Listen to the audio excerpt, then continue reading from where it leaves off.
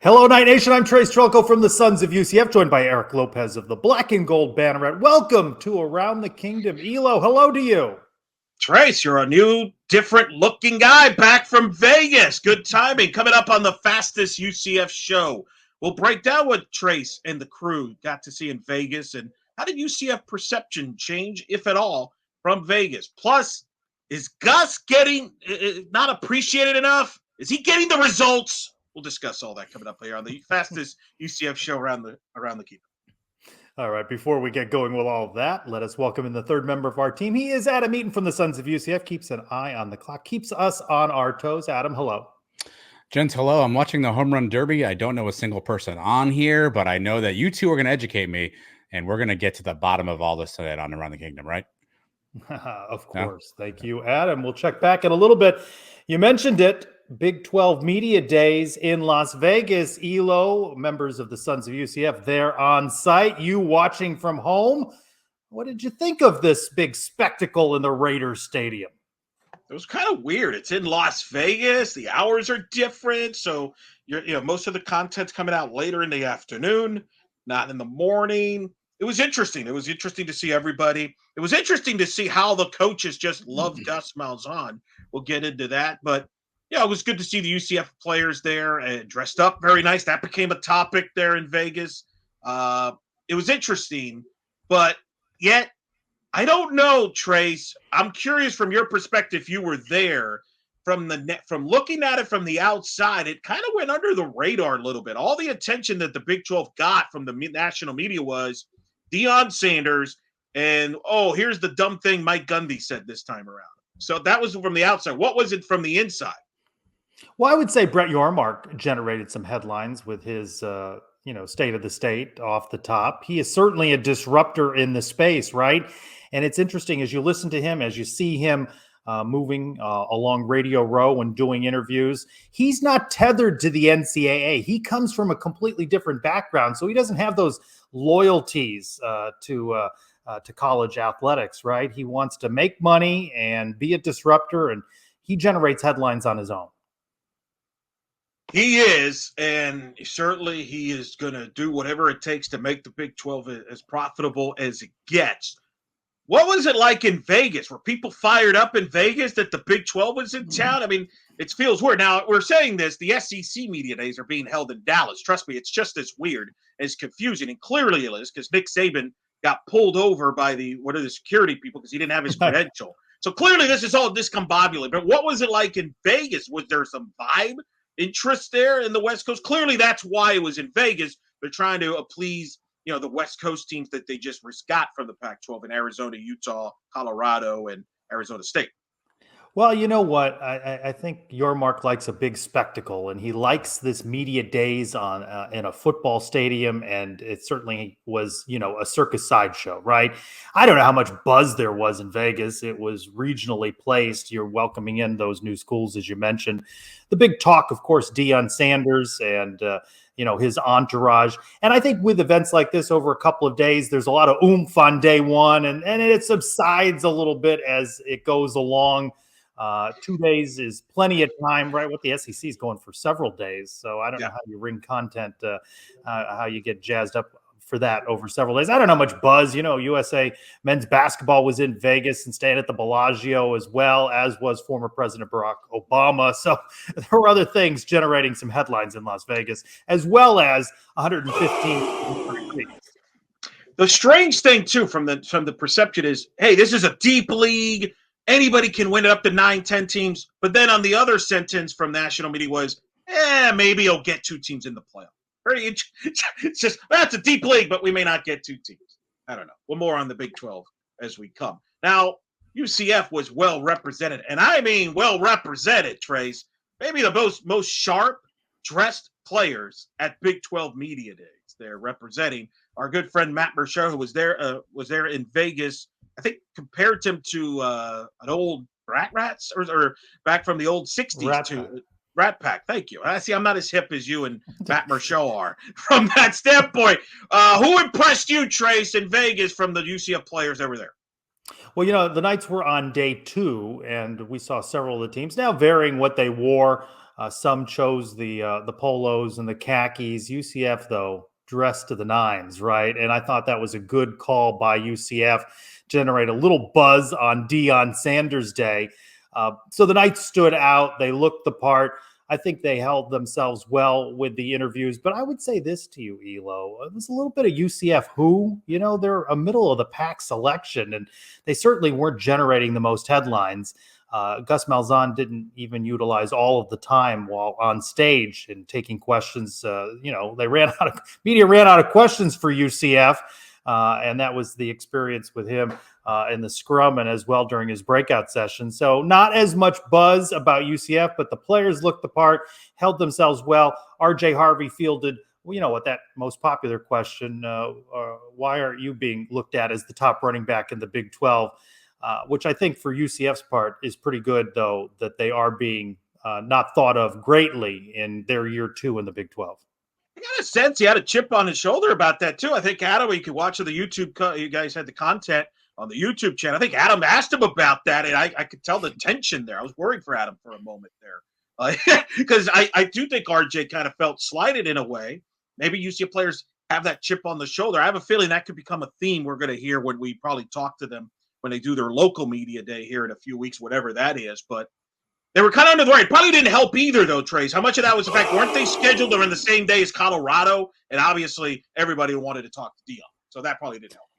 Yeah, but you know this as a longtime member of the media, that Deion Sanders set the media up greatly, especially the UCF folks, right? When he mentions Gus Malzahn right off the top, talking about him recruiting his son at quarterback, what a gift from that. And you teased it off the top. Perhaps UCF fans underestimating Gus Malzahn. He's certainly praised amongst the other head coaches across the Big 12.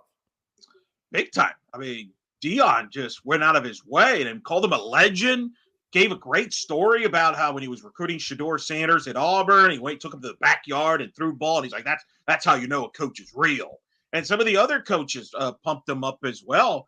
It was fascinating to me there, Trace. Yeah, I do think I'm not sure, like when you say underappreciated, who's underappreciating Gus currently? I mean, last year was a tough year, 6-7.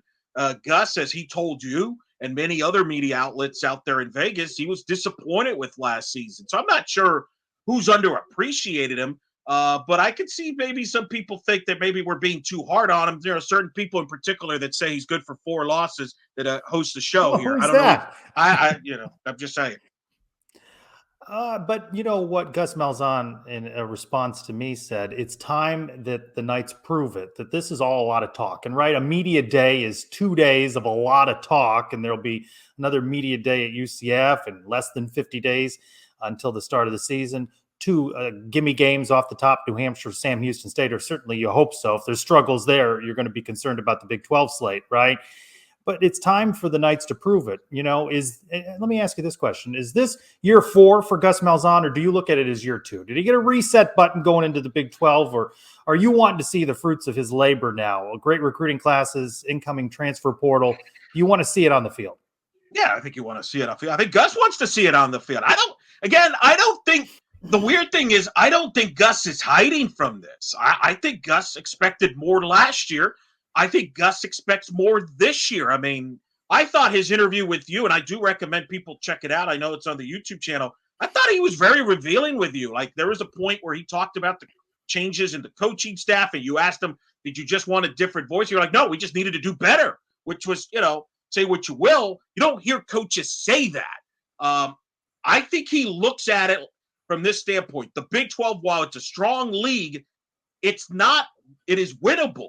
This is a guy that's won multiple SEC championships. This is a guy that has beaten Nick Saban in Alabama. He's played for the national title. He's probably thinking in his head, yeah, as good as the Big 12 is, it's not the SEC's level. Why can't we win this, especially with the expanded playoff?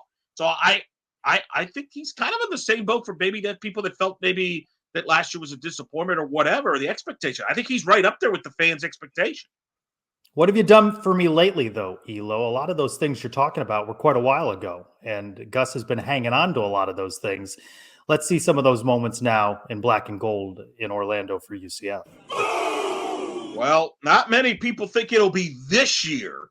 that UCF will make some noise in the Big 12, at least if you look at the preseason poll. As first reported here on Around the Kingdom in the last episode, UCF was picked 8th in the preseason poll by the media of the Big 12. Yet, Trey, some of your buddies, your colleagues out in Vegas, when you talked to them, they were saying, hey, they could be a sleeper. Watch out for UCF. I kind of like them.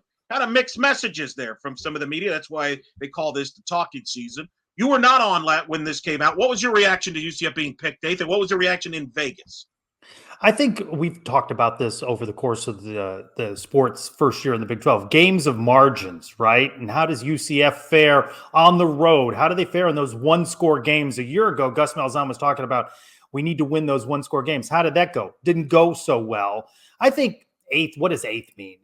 The difference between 3 and 12, right? It could be close. So I do think that there's something to UCF being a bit of a dark horse. Do I see him as 1-2 in the league? That depends on how the defense performs, what we see from the offensive line. And I think there's still some skepticism about KJ Jefferson. You see the rankings from media members. He's middle of the pack as well, an impact transfer, but middle of the pack in terms of Big 12 quarterbacks. Back to Gus Malzahn. A lot of talk now. Time to prove it on the field. I think what's interesting, UCF has added a lot of players, and everybody's excited that likes UCF. But yet we forget that all the other teams add players, and more importantly, return a lot of players. Oklahoma State returns a ton of players. Kansas State returns a ton of players. So Utah returns to, boy, let's talk about a team with a cockiness. I think Utah is hey, boy, God forbid, ask any questions to them about, hey, you think what's the Big 12 like? I'm curious how they're going to handle that. But I think the teams in front of them, it kind of makes sense for the most part, except for a team like Iowa State. But I think they love Matt Campbell, even though, as much as Gus and you talk about the close games, you realize Iowa State in their last 16 games in Big 12 games the last few years is 3-13 in one-score games. Like, they don't win close games either. You're right. That's what's going to decide whether they're top half or bottom half. I do think UCF has an upgraded quarterback than they did last year that could make the difference in close games. 6-6 a year ago with John Rice Plumlee, upgraded quarterback. Got to think there's a couple more wins in that. By the way, UCF at Iowa State during the season, so maybe we'll get the one-score game between those two teams. All right, another topic of conversation, Elo, from media days on. Will there be a bigger 12? It's already 16. A lot of talk about FSU and Clemson. By the way, am I one of the few people that thinks the demise of the ACC is a bad idea? By the way, when you get rid of the ACC and you're the SEC and the Big Ten, what's left to knock off? Oh, yeah, the Big 12. I think it's in the best interest of the Big 12 that they have another league standing with them as that gap between the top two continues to grow. Well, first of all, these are just people on social media that have no life.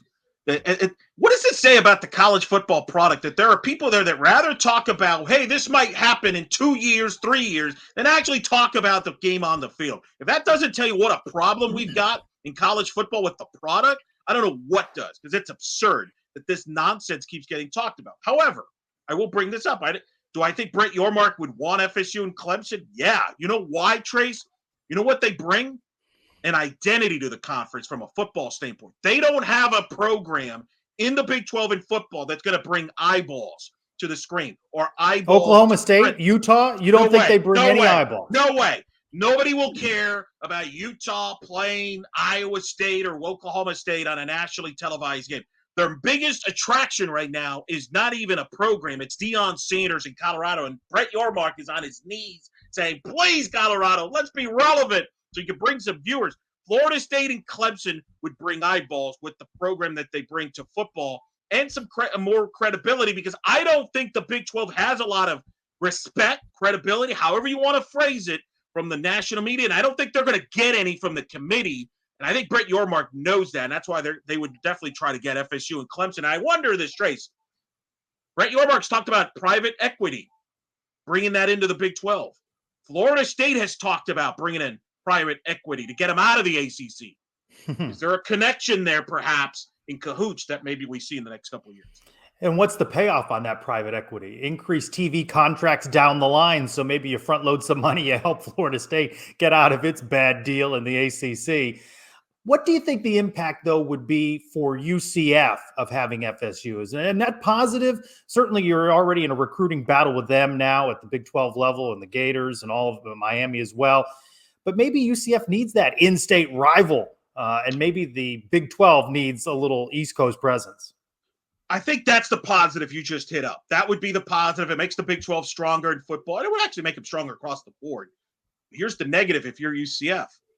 Do you really believe Florida State and Clemson would come to the Big 12 and get paid the same that UCF is going to make in the Big 12? I don't believe that for a second. I think Florida State and Clemson, if they come to the Big 12, not only would get a full share, I think they would get an unbalanced resources, more money. I think those two would make more money than the UCFs and the Cincinnati in the Big 12, kind of like what Texas and Oklahoma did in the Big 12, and that could create some friction. I don't think this is great for UCF. At some point, Trace, as these leagues grow, I hate to break it to somebody, to the people, somebody's going to finish near the bottom of the conference. Not everybody can finish in the top half, and I don't think that helps UCF from that standpoint on the field from that standpoint. As the world turns in realignment, certainly in college football. Time to bring back in Adam and our silly game segment. Let's not forget, gentlemen, that we are brought to you by the Orlando Sports Foundation and the Cure Bowl. Join them Friday, December 20th at the Staff DNA Cure Bowl. Camping World Stadium is a fun-filled day of football, all to help raise funds and awareness for cancer research. It's one of the top bowl games each year. You will not want to miss out on the pregame festivities and the exciting action on the field. At the Cure Bowl, the matchup is always Orlando versus cancer. Join the home team and get your tickets today at curebowl.com. They'll also be out at Burger U this Thursday, 5:30 for an event as well. So RSVP, if you go to our Twitter page, you'll find a chance to RSVP. Rumor has it, TV's own Trace Trylko may be out there as well. So everybody stand by for that one. But all right, silly game time. With all due respect to my podcast co-host, UCF Mike, let's do some top fives, gentlemen. Here we go. First question for you, Eric Lopez. Is Gus Malzahn a top 5 coach in the Big 12? First of all, I hope you approve that. You got Mike to approve that. That's gimmick infringement in my view. But anyway, I'll let you two deal with that. Is he a top 5 coach? I think it depends on what your criteria is. If you go on career resume, yes, I think he is a top 5 head coach. I think Kyle Whittingham probably would be regarded as the best head coach at what he's done at Utah for sure. But I would certainly take Gus Malzahn and his resume over Neil Brown, who was on the hot seat last year and got his first big year there at West Virginia, and coaches like that. I think, yeah, I would put him in the top 5. Middle of the pack, Elo. He's coasting on memories. It's time for him to show it in Orlando. He's got the quarterback he wants in KJ Jefferson, got the highly touted recruiting class. Guy can recruit, no doubt about that. They're bringing guys in the transfer portal. Still some questionable in-game decisions. Let's not forget the Baylor implosion. Let's win some road games. Let's win some close games. And let's see this team score some more in the red zone. 8. Were you? Maybe you're the guy. You're the guy that the coaches and the players are targeting is that they don't appreciate, guys. You must be the target over there in Vegas. Trace Trylko getting results. All right, next question for you. Trace, is KJ Jefferson a top 5 quarterback in the Big 12? Middle of the pack. Show me. He had a down year in Arkansas.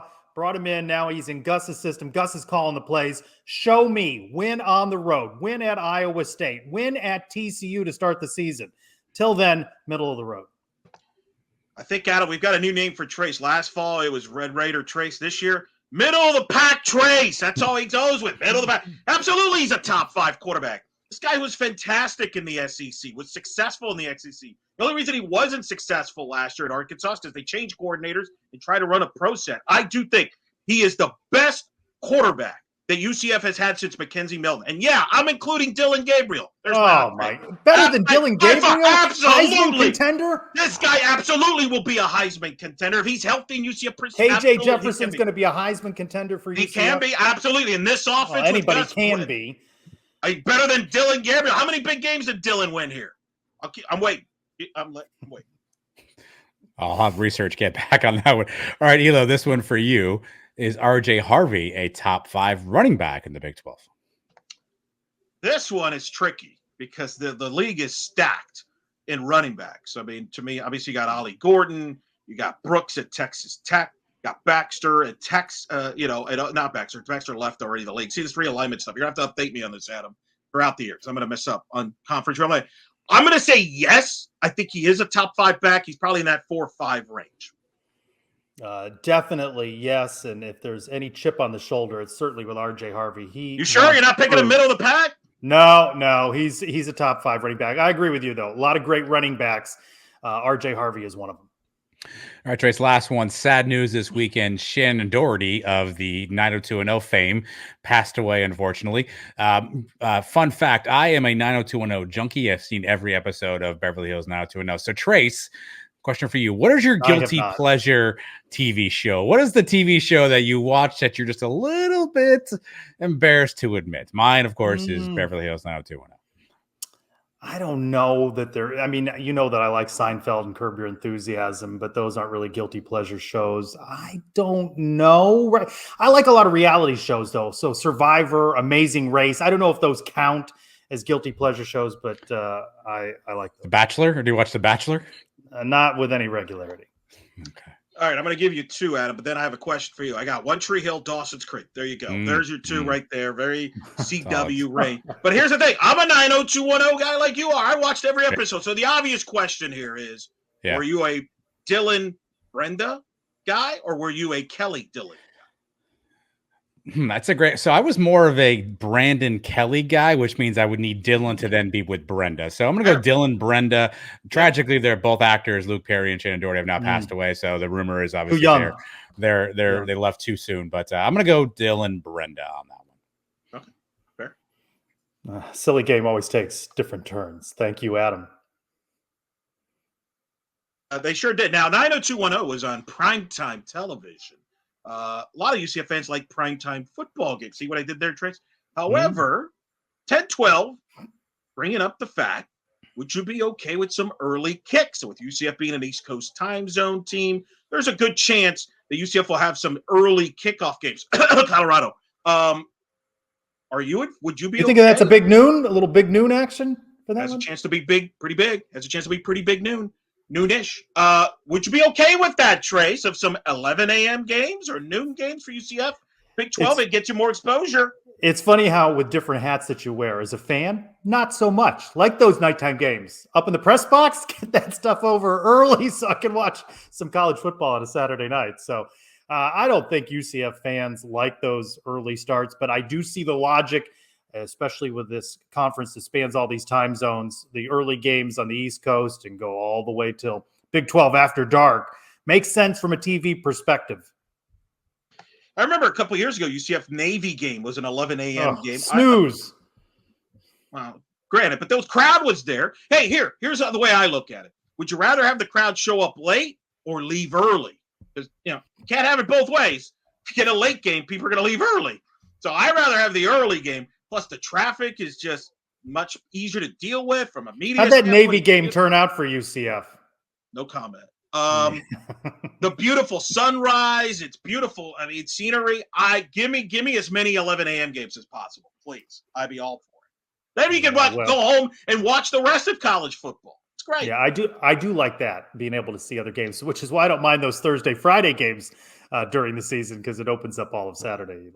The interesting issue will be, obviously, it tends to be a little hot in September and October. Those would not be very polite. So UCF's got to use that to its advantage, especially against a Colorado in a big noon game. That's what the NFL teams do. The Dolphins play a lot of 1 o'clock games, which is why they do very well in September and then crap out in December and crap out on Dolphins. Don't do as well in Buffalo late in the season. Don't. All right, we're talking about Las Vegas, 115 plus while we were there, Elo. What do you think? Should the Big 12 go back to Vegas for its media days? It was a topic of conversation amongst media members. No announcement from Brett Yarmark. Where should Big 12 media days be next season? First of all, did it feel like 115? How would you compare 115 Vegas to 99? Give me 95 Florida humidity any day. There you go. Let Eric Burris know that. I'm sure he'd be fascinated by it. Yeah. He loves that stuff. Vegas, I think it's harder. It depends on your perspective. I think from a media standpoint, how many people you said there was 500 registered? Yeah. I don't know. Would media constantly continue to go to Vegas? I feel like Texas should be where Big 12 should do their media days because a lot of the media from the teams in the, like Texas Tech, Baylor, Houston, I think they would be driving to go to these media days if you want more media. But if you're going for markets, I would say Vegas or Houston. Yeah, Houston was my wild card for next season. Your Mark likes the big NFL stadiums, right? Brings it back to the central time zone. Had it at Jerry's World, right, in Dallas last season. SEC's in Dallas this year.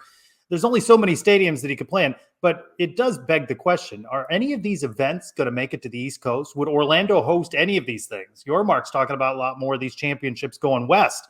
Throw us a bone in Orlando for something, but you couldn't hold media day at the convention center, could you? Something tells me that he's going to do one in Los Angeles, don't you? I mean, he might try to push in the heart of Big Ten country. I mean, he might fight the Big Ten for that property. I agree with you. Bring something to the East Coast. Why not Orlando? I hear Orlando's a nice place to come and visit from time to time. Would you help? You can MC it. You could be the host. You could be the moderator hosting the right there with introduce each coach. You can introduce Gus Malzahn, Trace. That'd be great. That would be something. So we'll see. That'll be fun. All right. You talked about the Big 12. They have announced an advisory council with Tacko Fall and Shaquem Griffin will be the representing UCF in this council. Are you okay with this, Trace? These two names are certainly I'm okay with, but I don't know why there wasn't a former female athlete. And let me combine this with the next story.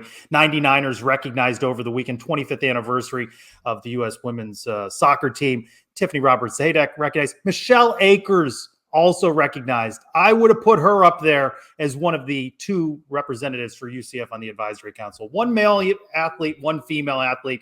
You know, you've talked about this. You cover softball. The resurgence of female athletes and female sports on the UCF campus. There should have been one female athlete recognized on the advisory council. I agree. I don't know what they were looking for, requirements for the advisory council. And certainly Tacko Fall's been a heck of a representative for UCF, as is Shaquem. But I agree. There's no doubt. No, I don't question those two at all. I just think when you mention Michelle Akers and a weekend in which she's recognized, she certainly would have been a worthy candidate. I want to expand on that. I still think she's underappreciated. I know that might come off like especially amongst UCF fans. Like she's the greatest UCF athlete ever. Sorry, football, she is. She's on your Mount Rushmore easily, without question. Now, part of it is she's not one that seeks attention. She's very low key, so that's part of it. But like Trace, aren't you like me? Like anytime I go to a UCF soccer game, I'm like, can we just put like a number 10 pennant, banner, a statue? You wouldn't even know she played. Right. Yeah. Campus. No, I look, I'm a history geek, so it bothers me. She's great. I've talked to her. She's a pleasure. So I would have Akers. No dispute. Tacko Fall, Shaquem Griffin, worthy ambassadors recognized for being with UCF. I'm just saying, would have been nice to have Michelle Akers. All right, time to bring back in Adam. What did we get right? What did we get wrong, Adam? All right, here we go.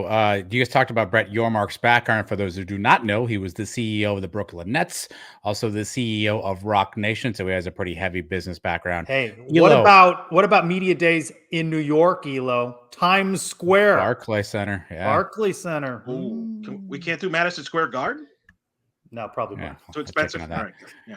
Elo, the Rat Pack, they were known to play Vegas venues. Frank Sinatra, Dean Martin, Sammy Davis Jr., Joey Bishop, and Peter Crawford. You should get some news on that. You guys talked about the FSU Clemson story. A lot of this came from Ross Dellinger, made sort of an offhanded comment. He then came back and said what he was saying was just speculation.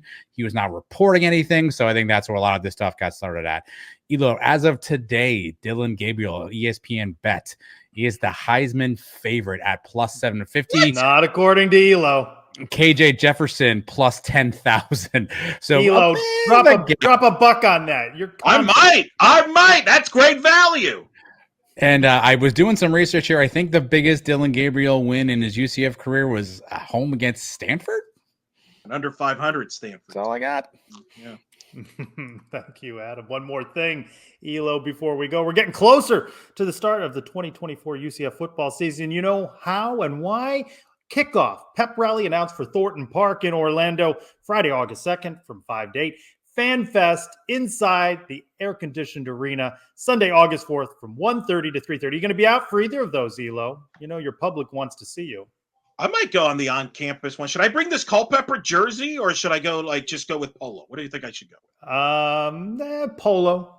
All right. Polo. Yeah, I think you should clean up for that one. Look for new episodes midweek, every week on the Sons of UCF YouTube channel, and it drops later into our audio feed, wherever you get that downloadable content. Thank you, Adam Eaton. Thank you, Eric Lopez. I'm Trace Trylko. Thanks, everyone, for watching this week's Around the Kingdom.